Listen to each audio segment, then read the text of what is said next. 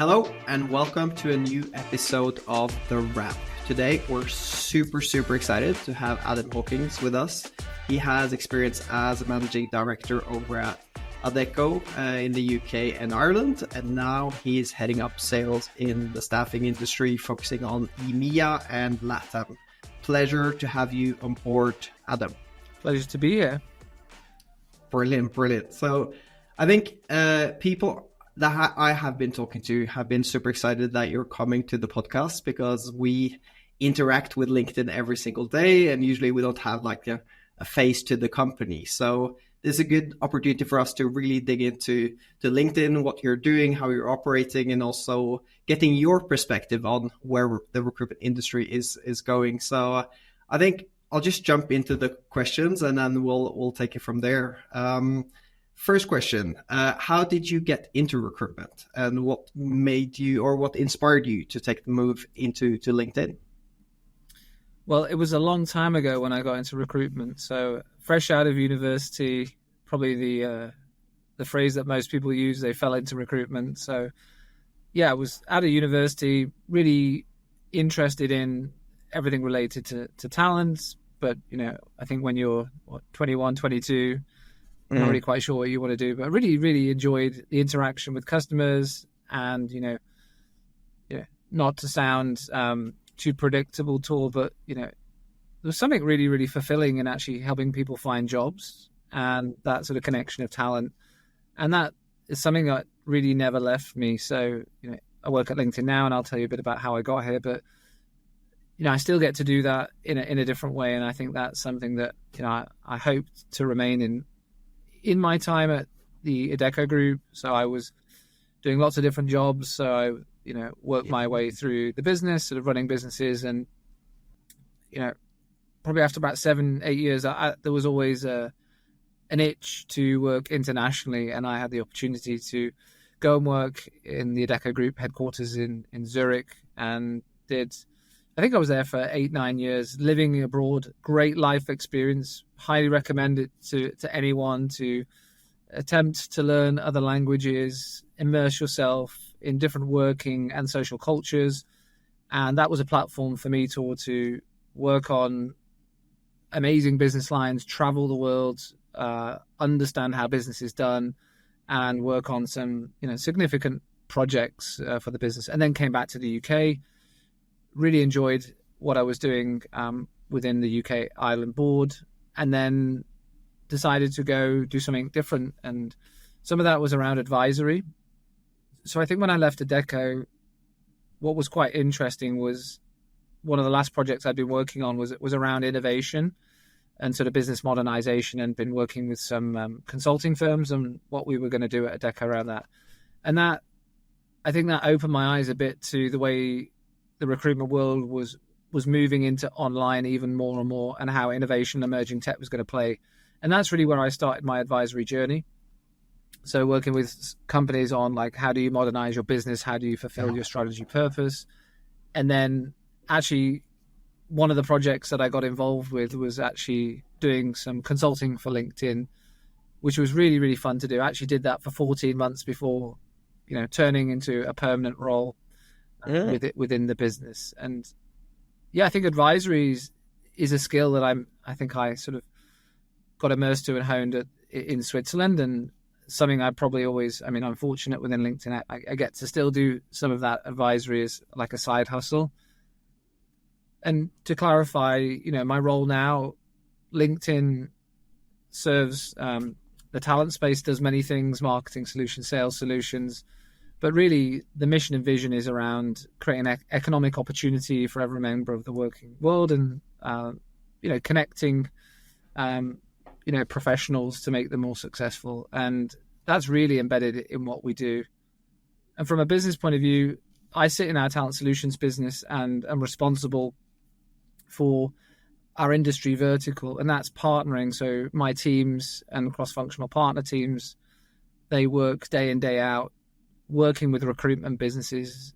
They could be smaller businesses, they could be medium-sized, they could be privately owned, they could be shareholder owned or equity owned, up to what I would call like total talent solutions businesses. So they're doing recruitment, and could be advisory, could be statement of work, could be career transition, the full portfolio, and a really, really important, very, very important segment for LinkedIn. Yeah. Nice. Really, really interesting journey and impressive, right? Working from, I don't know, almost from the ground up in Adecco. It's a huge organization, so super impressed by that journey. Could you just briefly tap into the size of the organization you're leading now and what that looks like? Yeah, so we're a global business, and we're split, really looking after mid-market customers, enterprise. So, we service multiple sectors within that. In terms of size, so in the region of EMEA, LATAM, we have probably around over 300-ish professionals that are working either in like supporting our customers or account managing customers, and in our North America business, similar size, if not slightly larger, and our sort of invested growing areas also APAC. So it's a very significant number of colleagues that are dedicated daily to partner with the industry that is, I mentioned to it's super important, but there's a really strong recognition from LinkedIn that they are very sophisticated, at the coalface of the talent economy, really helping us and us helping them in understanding, macro challenges. I would say the strategic talent and people strategies of the moment, and one of our strongest users of our solutions today. So that makes conversations that we have, globally with these customers, like really, really valuable ones and important for solution evolution. And how do you see the market right now? We are very much positioned in the scale-up space. We have enterprise clients as well, but in general, market went quite substantially down during the 2022 first half a year with the capital market and the VC space drying up. So I don't know how is that affecting LinkedIn? Are you well positioned among enterprise and scale ups? How do you see the staffing industry being impacted by this? It's a question I get asked a lot. I'll talk about it from a strategic point of view and then maybe a little bit from a macro point of view. The world has never been more complex and fast-paced, actually, as it relates to talent. And there's so many things that organizations have to juggle when it comes to people strategy, and everything is interconnected. So that's probably one thing to call out. I won't orientate too much around, the pandemic, but I'm sure you had this in your markets. We saw it in most markets, was with things like lockdown, people were,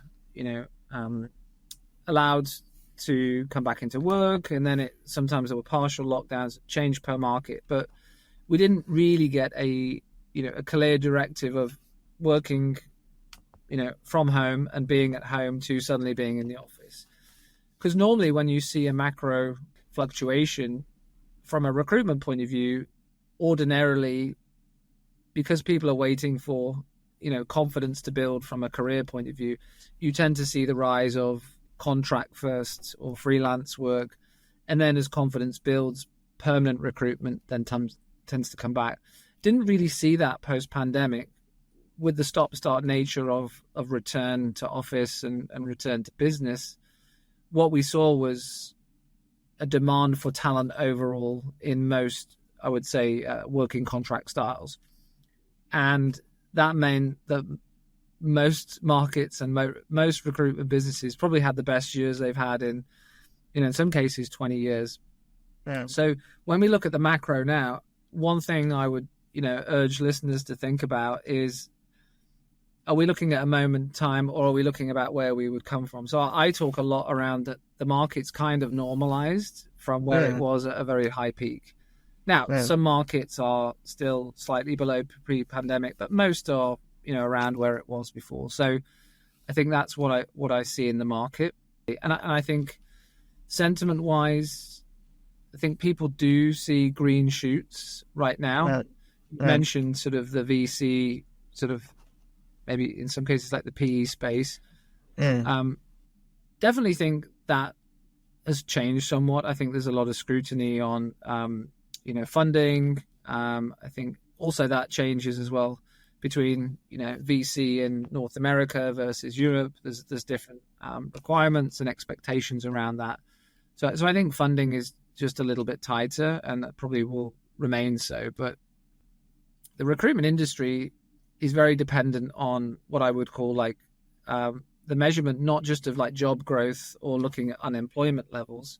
Because if you look at both of those, you'd see today that unemployment in most markets is very, very low, and in some markets full employed, not all, but some. And jobs, they have normalized, but there's still a talent gap in most markets, that we see. But where recruitment business play a fundamental role is when there's, attrition in the market, and attrition not being a bad thing, is just people moving jobs. And we've just released a new jobs report early in January, and most markets, the numbers, and maybe we can attach this to the thread of the podcast, but a lot of people looking for jobs. So I think as that converts, we will definitely see the next level of activity for recruitment business. So I'm really optimistic about the market. I think it will probably be H2 or sort of second half of the calendar year where I think there'll be some improvement, and I think it will be a sort of steady and gradual improvement. But I will always caveat that it depends on the market. And some of the markets as well, there's legislative, factors going on, which is always the case when you talk about labor markets. Do you see any specific geographies moving faster than others? I think, yes, there are. I think, but it's a really general question. If, I would sort of counter that and say, you ask, a recruitment business, do you, I ask that question all the time, what markets do you see? And typically then you get responded by, well, you can't really look at it as a regional point of view, because certainly in EMEA, LATAM or APAC, all the markets are extremely different. You can't compare, for example, a Malaysian market to a Japanese market, things like that. I think the one thing to look out for is where are those industries that are, seeing some level of what we would call being economically proof, that, we have seen the last number of years in the economic cycle that regardless of market impact, there's still been a demand. So absolutely in places or markets like life sciences or healthcare or tech skills related to cyber security, certain programming languages, wouldn't be a surprise. We're probably more than 15 minutes into this podcast, and we haven't mentioned AI, but all the associated skill sets. So what recruitment businesses, yes, they're looking at geography, but it's also breaking it down to the industry level within that, and certainly the skills that are demanded. And that would be one thing that I would say is looking at the employment market from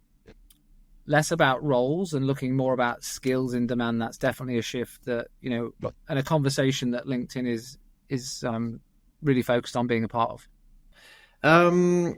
Okay, so you mentioned the big buzzword these days, or I don't know buzzwords, but AI is definitely a hot topic. So if we look at the sort of biggest tech-driven transformation we've seen in recruitment the past few years, what would you highlight? I don't know whether I'd call out one single thing. Probably for the last decade, and people may have a different view on this.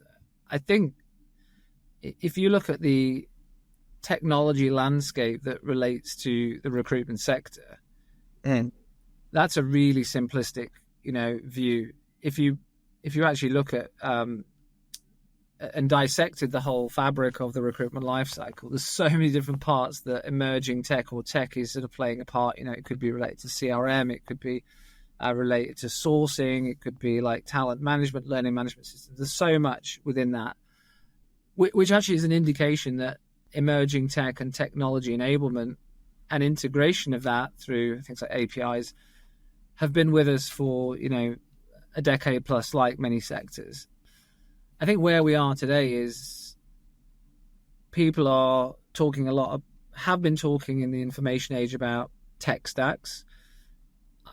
They still are. I think they're now talking about technology ecosystems. It isn't so linear as a stack. It's more an ecosystem. And we are firmly in the intelligence age. And you may ask me what is the difference there? Well, for me, it's having the information is one thing, but, you end up in what we call or I would determine a sort of analysis paralysis. If you don't know how to use the information for meaningful, it can create some level of saturation in the business.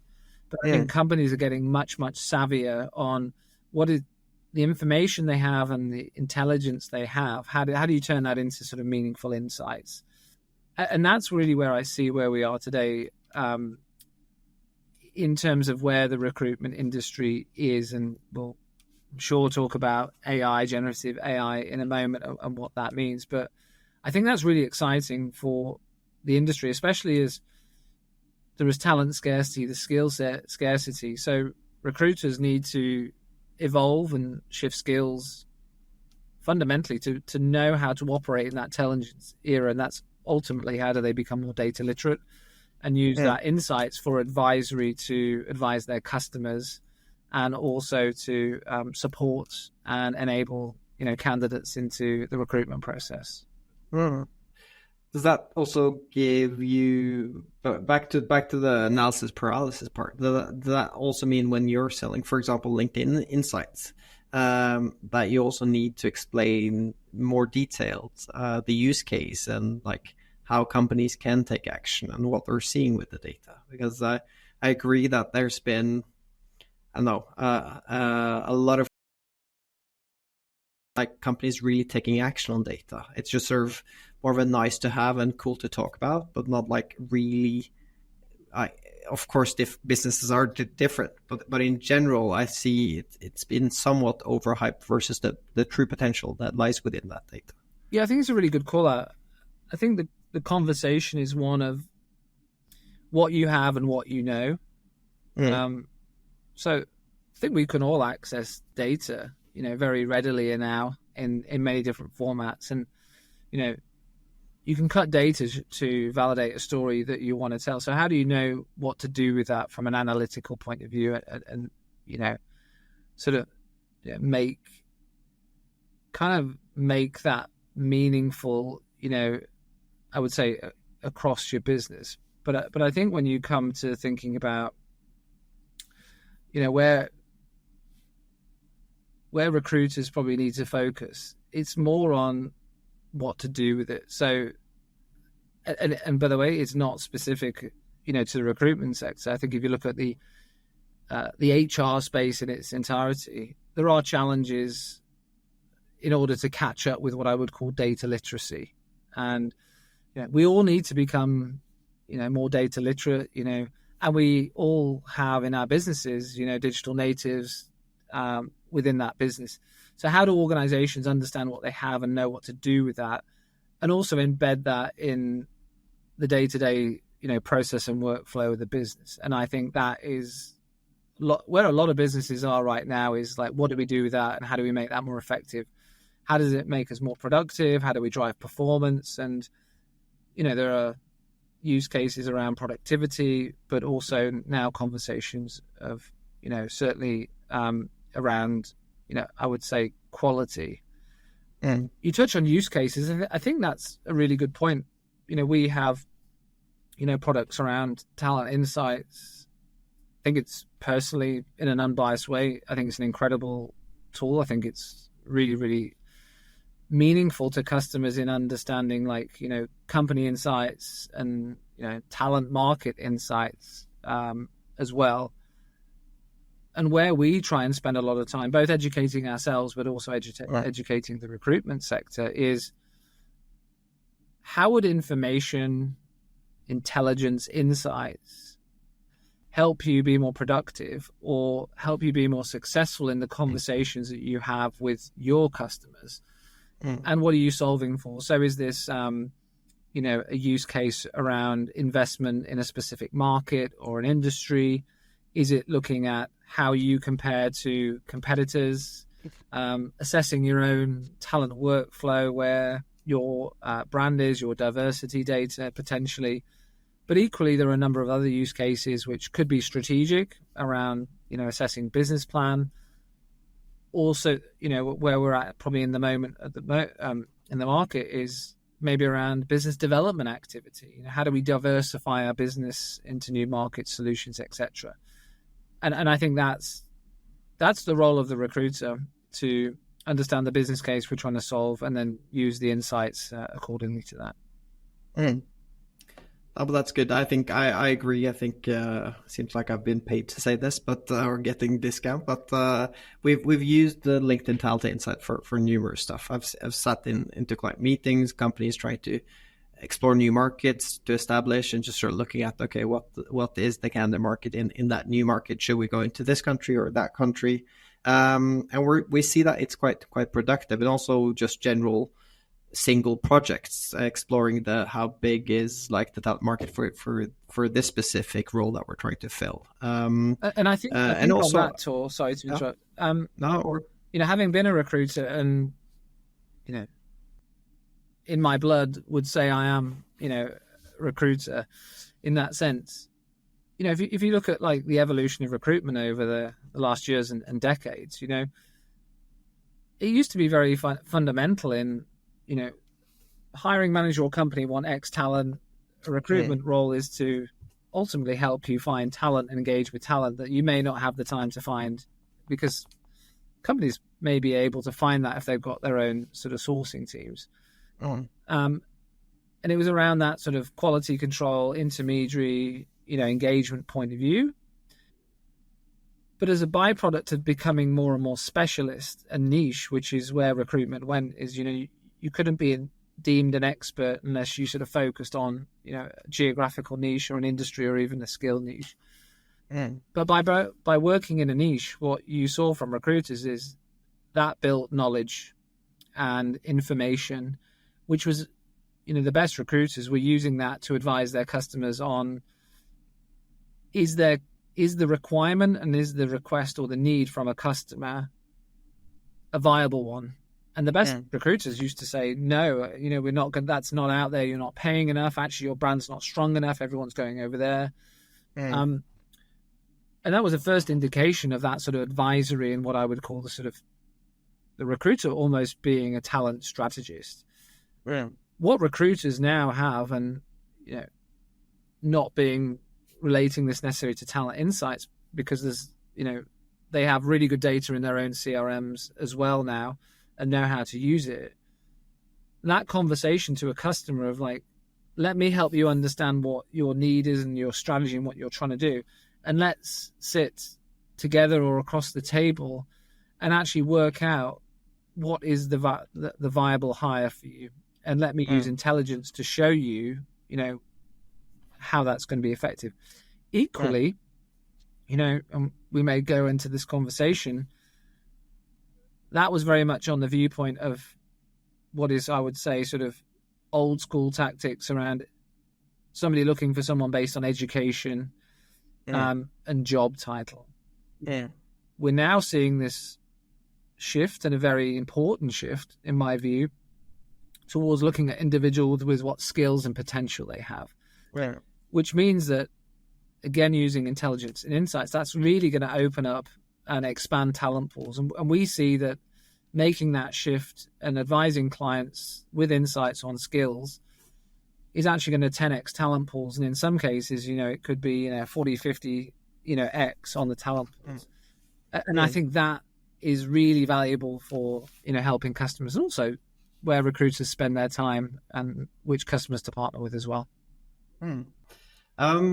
One thing that I found interesting when we started the company back in 2012 was we were almost straight out of uni, and we didn't have any recruitment experience before. And at that time, the database was really hot. Like, we have a candidate pool, but I feel like LinkedIn has pretty much disrupted that. It's like making it more democratic. People, like, everybody can access, or if you pay, of course, you can access a LinkedIn recruiter, and you can get in touch with candidates. Also with Insight, you mentioned that these niche recruiters, they have like, I've been working in space for 10 years, I know the market, blah, blah, blah. And now you're also opening up that sort of data pool. So recruiters can, one, access candidates. Secondly, they can also access market insights. So are you pretty much like disrupting the whole like need, not intentionally, but it seems like you're evening out the playing field in a way, or making it easier for new entrants or new recruiters to come in and just sort of, if they're data literate and they know how to operate it, how to operate and advise clients, they could pretty much plug into this and build a recruitment business based on the LinkedIn fundamentals with candidate database and market insights. The way I'd view it, though, Tor, is, I mean, if you go back to where I started, which is, you know, our mission and vision around creating economic opportunity, connecting the world's professionals, that fundamentally means that, you know, and I often get sort of asked this question around like the database and, you know, how does that compare? Well, we're not a database, right? We're a marketplace, which is quite different. You know, so many people come onto LinkedIn not to find a job or not just to make a connection. They may come on the platform to read news. They may come on to be a creator and add content and, you know, seek to be, you know, a top voice. They might be interested in learning. That's, you know, the value is beyond that. And of course, you know, if you want to find a job or you want to look for a mentor, you know, you can do that. But you know, the fundamental thing from LinkedIn, which, you know, I'm committed to, and I think everybody that works in LinkedIn, you know, stands by this, you know, vigorously. It's the way, you know, our platform is built, is members first. Yeah. You know, fundamentally, you know, protecting and seeking to provide value. So protecting as in, you know, everything has to be built on trust and safety. It has to be a safe environment. Has to be, you know, inclusive, but also in terms of like the value that we want to create, you know, that is always through the lens of, you know, providing value to you. And I hope, Tor, you're a member of LinkedIn. Absolutely. Sure and that's really interesting for recruitment businesses. You know, how do you tap into a marketplace that is not, it's not and or. For me, you know, where we spend a lot of time and my amazing team spend time is a lot to do with how can we be complementary, because you know, how can we help engage candidates that you may already know, have access to? How can we bring them in through the funnel? How do we identify people that you don't know? But also, you know, inclusivity and more diverse hiring is really, really important. And how can we help you potentially seek to not just identify but engage with talent pools broader than what you have today? And I think that the complement, you know, integration is key as well. You know, how do we become complementary to the workflow of a recruitment business? That could be something we call Recruiter System Connect. So recruiters might be operating in LinkedIn. How do we make sure that complements and adds into the CRM? And equally, if they're in the CRM, how can you use? So recruiters do not have to work in like multiple interfaces. So for me, I'm very passionate about this. It's about how do we sit as a complementary enabler to help the recruitment industry be more successful. And you're doing a great job. So we've been a client since 2012, and obviously super happy. And the way you index the job market and make it accessible for people to connect with each other is obviously super relevant and valuable for us. I've often thought about like the I don't know, the product roadmap or the opportunities that LinkedIn has as a company, because you have so much data. You're like in the center of the talent universe in a way. The eagerness to go into, I don't know, the value chain and take a position, I don't know, you're building stuff around learning and development, the learning platform. For example, ATS, why don't you go like full on and build ATS and go lower in the value chain? So understanding the strategic decisions there would be, of course, interesting. That's a longer discussion, probably, and a second podcast. But could you at least sort of share the strategy, like overall, like philosophy around where you go deep into a vertical or where you just sort of stay as a facilitator?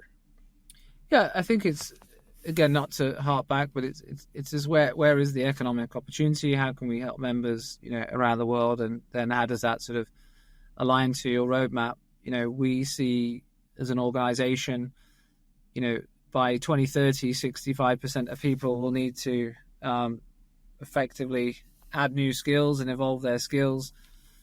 I always land on this sort of data point for me that even if you're not changing jobs, your job is going to change on you. And I don't mean that from a negative point of view, is that we're all going to be asked with the rise of emerging tech and the shaping world that we're in, that we're all going to add new skills. So it wouldn't be a surprise to you, Tor, that, how can we play a role in helping people upskill, reskill? How can we help people understand what adjacent skills, so what complementary skills, how do we move? We've come from, and maybe in some parts we're still in a world where career paths are ladder orientated, and what that means is you typically tend to stay in the field or the industry that you worked, but no longer are those days. We want to do many jobs in our life, and every generation that's coming in shows us that how can you have multiple careers at the same time potentially? How can you move sidewards to go southwards, to go upwards? These sort of if you see our CEO Ryan talk, he's got a really good podcast, not to compete, but called The Path. But that's really interesting around, like, careers are non-linear these days, and how do we help people do that? But underpinning that is, how can you help people from a skills point of view, and how can we help organizations understand the talent and skills they've got in their business today, and how can we help people move, like, cross industry, even start a new career? And that's fundamentally playing within our core sort of solution base, very, very focused on the evolution of recruiter or talent acquisition, very much linking to what I said around data literacy. How can we help us all become more intelligent when we're engaging with potential candidates to a business? But equally, how can we help companies be relevant to every one of the 5 generations in the workforce? And what I mean by that, people are looking to understand if a company aligns to their purpose. I think gone are the days a little bit where we need a company to sort of define our purpose. Like, people are becoming more and more in sync with what's important to them. So wouldn't surprise you the fact that we're building functionality around, and it's rolled out, but like company commitments. So how can they showcase what's important to them? These are features that are being adapted and evolved because what every generation needs is becoming more and more nuanced and sophisticated. And why companies outside of recruitment businesses and recruitment businesses as well, but are really, really focused in, like, their sort of EVP, their employee value proposition now.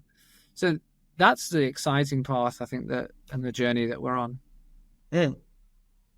Oh, good answer, and a big scope. You mentioned a bit about the recruitment in the future and being maybe a bit more focused on skills and potential rather than specific roles. So that means, or that can be challenging from an assessment point of view, because then I have to assess what you can do tomorrow in a way, and what's your potential. So from an assessment point of view, how do you see sort of that change in the recruitment process when job specifications are becoming a bit more ambiguous, or a bit more dynamic and agile?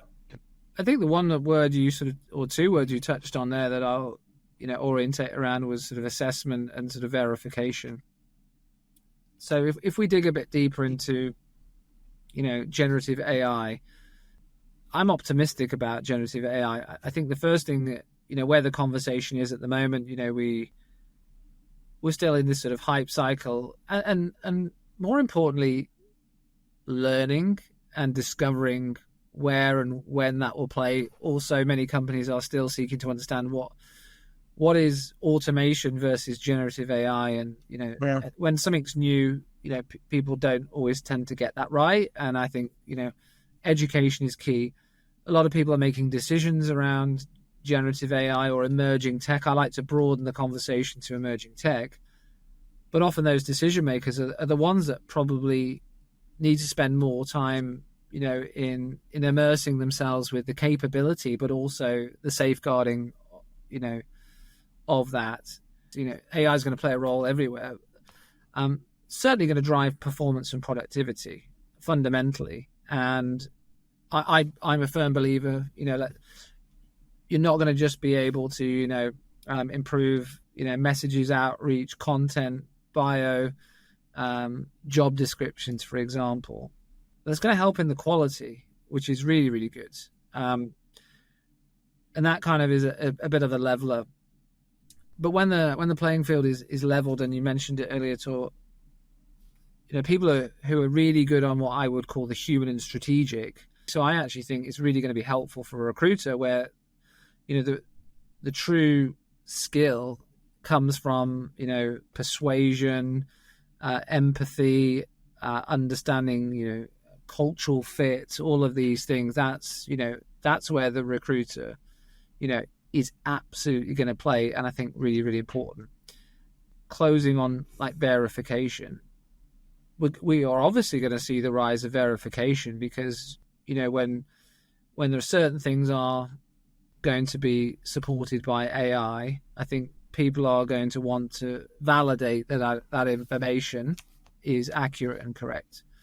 So I think entry point, much easier to do verification around hard skills, softer skills, not impossible, but certainly one to look at.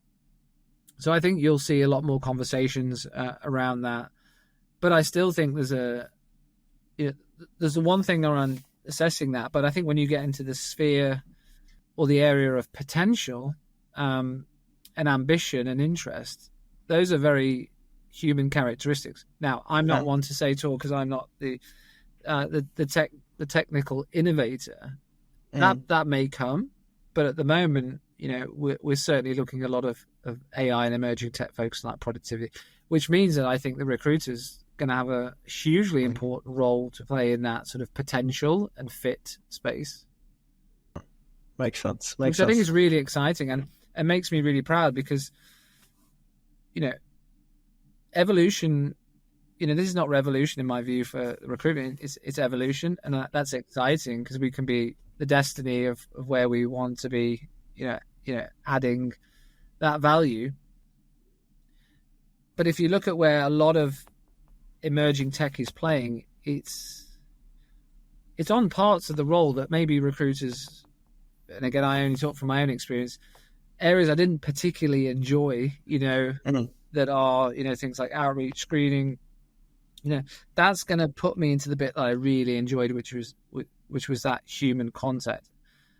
And that, recruitment has always called themselves consultants, but I think you'll see much more focus around advisory and consultancy. And then with the infusion that we talked about earlier in the cast around insights and having embedded insights into the tools that they're using to add complement and perspective and broaden the horizon, that's going to make it easier for recruiters to be even more consultative and more advisors. Makes sense. Now, what the really, really interesting reflections. A question or comment to that is, okay, if you think about recruitment and boil it down to this essence, it's attract and assess, right? So you want to attract candidates and you assess them, and then they are hired or not, like very simply put. With this setup, it seems like the attraction bit will become more automated, so that the recruiters can focus more on the assessment, project management, and advisory part. Does that mean that you, in essence, then cut half of the market for recruiters in a way. Do you think that this will negatively impact the market for recruiters, that there will be fewer jobs for recruiters? Classical AI doomsday question, but interesting to get your 2 cents on that. No, absolutely not. And I don't think it's as simple as, sort of attract. Did you say attract and recruit? Is that what you said? Yeah, attract and assess. If you think like a recruitment process, of course, there's more advisory on. I think, things are happening a lot more upstream. So it's not, a start and an end. It's more of an ecosystem that blends in the company as well. So I think there's a lot of work to do on the front end, or I would say upstream, around, understanding what the company that they're recruiting for is seeking, helping with that brand value proposition, engagement, advisory on like the right benefits, pay, process. Are you going to be competitive? Are you being are you including your right inclusivity and diversity strategy in your hiring process? And it is not so black and white in the sense of, well, AI or emerging tech is going to do that attract. Actually, for me, it's part of the process. It's not replacing the process. So, I do a lot of content creation, for example. Yeah. Does it mean that ChatGPT or other platforms just do that for me? They do some of it, but it hasn't truly worked out what I want to write. But what I would say, Tor, is what's the hardest thing for me to do? It's to get started. So I'm much more effective when I am refining and sort of wordsmithing a piece of work. So if somebody could do 70%, 80% of that, I'm still involved in that task, but I get more time back to do other things and actually maybe spend more time on the quality of that. So I'm very passionate and sort of committed to the fact that, a bit like I said, our jobs are changing on us. I think we're going to be doing different things. And I get the fortune to work, around the world, speaking to lots of recruitment businesses. And I think they're all thinking about how do we use our recruiters' time differently. Yeah. And the other thing I would say is recruitment businesses are doing so much more than that. Absolutely. The whole, advisory piece, but, there's all sorts of new workforce models that are being created. There's lots of different things around learning and coaching, that most businesses are saying we're a talent organization now, not a recruitment, or in the US we say a staffing business. So I think that's the exciting bit. Yeah. And I'm glad to hear your reflection on that. Obviously, we're an embedded recruitment company, so usually we come in and we do talent advisory and build the recruitment operations for our clients. So there's a lot of strategy involved in that, and building the whole setup. Just a final question on like the doomsday part for the agencies. When AI can come in and do some heavy lifting, 70% of, you mentioned a bit, like to get you started. Do you think then companies will do more in-house recruitment, that it will mean less agency work because that may be the most painful and time-consuming part of it? No. I mean, maybe in some, I think it depends on that. I think, I'll tell you a little story here that maybe helps give context. Everyone is focused on, so if everyone has access to that and all the sophisticated elements that we've talked about are sort of bridged by technology, so we get that level playing field, does it mean that it's going to impact, as you say, agencies? I don't necessarily see it like that. I see that couple of things are going to happen. The market moves more dynamically than ever before. So when you look at like talent acquisition and advisory and people strategy, that's a huge gap for HR and business leaders today. So that there's more advisory help needed on that. I think when you think about where TA are sort of going to play, that they're going to have to think about this sort of basis of how do we have elasticity, within the business, and how do we move up and down sort of, I'd say, the value chain a little bit. And so I think you're seeing, like things like RPO become more dynamic and more sophisticated. It's not a decision now whether you bring in an RPO or not. You talked about embedded, but are you doing advisory into like project RPO? Are you doing, lots of different things? The story I was going to tell you was, I heard it from a very, very smart gentleman, actually a professor at one of the US colleges and universities. And he said he was around when the calculator was introduced. and bear with me, Tor, where I'm going on this. Yeah. There was uproar, he said, in academia. And everyone said, well, this is preposterous. Everyone... Well, firstly, foundational maths is going to be affected at schools, so people are not going to learn how to do foundational maths. Secondly, everyone's going to have equal access, and so we're not going to need all these brilliant brains because it's all going to be done via this device. And people are going to be cheating in exams, or ultimately people... And you can draw a lot of parallels here, and it's a very simplistic story. And what he said was that absolutely didn't happen. Now, there was some adjustment needed in things like how examinations are done. But I have a 9-year-old boy. He is learning foundational maths still. But what's happening is that he uses that enabling tech or a tool, because AI is a tool. Let's be clear. He is using that tool to help him accelerate his performance and productivity. But is he going to go and be, a mathematical whiz and be able to do that because he's got a calculator? Absolutely not. What it means is the bar has been leveled, and the platform has allowed springboard for people to move upwards. And I think when I think about the original question that you asked around that springboard of an in-house company having that, is that going to draw parallel to the recruitment or the agency? To a degree. But what it's going to allow is the talent strategist and the specialist that is a career professional in that is going to move up and do all sorts of new and more sophisticated things. And that's how I see the future of the recruitment sector.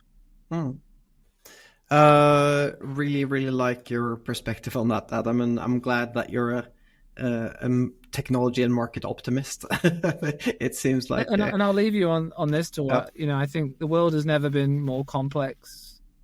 There's a lot of organizations.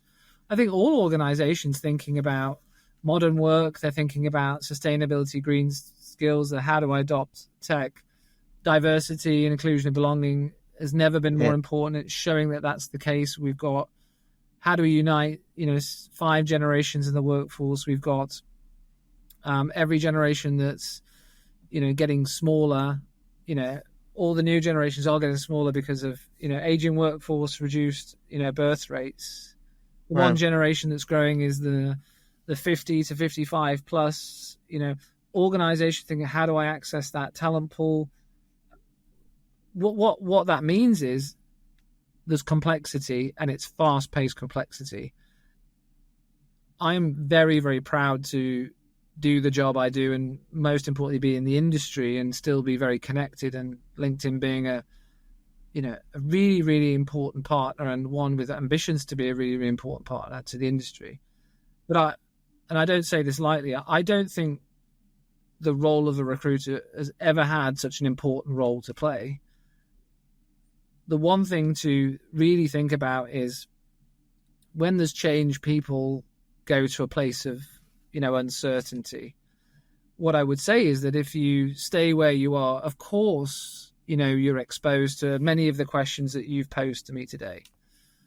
But if we have a mindset of continuous development and learning and view this as, transformation and evolution, and, it's my responsibility, yours, to develop my skill set. It's not on the company or the government. We own our career goals and ambitions. And I think what that means is if I become skilled and effective in using technology as an enabler, I'm going to be much more effective than technology alone. So, that is the opportunity space. Those organizations, those people that are able to embrace, harness, and learn how to use enabling tech and develop their own skill set are going to shape the future of the talent space. And that's what recruitment businesses need to think about. Brilliant. Thank you so much, Adam. Can I just ask you one last question, if you don't mind? Sure. And understand if you can't sort of share anything detailed on that. But so LinkedIn obviously is doing a lot of cool stuff. Now being like owned by Microsoft, Microsoft's position within ChatGPT. Is there anything cool you're preparing for a next launch with regards to the ownership structure you have, and you're well positioned to be part of that sort of next journey and the future of recruitment and technology? Yeah, I don't want to disappoint you. I think the strategy remains very, very clear for LinkedIn. The focus being on the members first. I think the development and evolution of our products. I think the partnership. We're owned by Microsoft, and when we think about things like our AI agenda, building trust and safety, we're obviously very complementary from an ethical standpoint of view. So we can certainly leverage that, and I think that's going to be really, really important. But let's not forget that where is there a complementary fit? Ultimately, if I think about AI, LinkedIn's been using AI for over 10 years. This is, part of the roadmap that we're on. And I think I'll go back to, from a recruitment point of view, very much, the investment and the roadmap around, insights sort of supercharged and infused into the recruiter products. I think, learning and upskilling is going to be, super important for us. And from my point of view in the business I, lead is, that deep connectivity and commitment to understanding what the recruitment sector is doing and how we can be, the most invested partner. Brilliant. Good, Adam. Thank you so much for joining the Ramp today. Really appreciated your insights and also your optimistic view on the future. So looking forward to seeing some updates from LinkedIn in the future. And again, thank you so much for joining. You're very welcome. Thanks for having me. Thank you for listening to The Wrap. Remember and like and subscribe. We'll be launching a new episode every single month.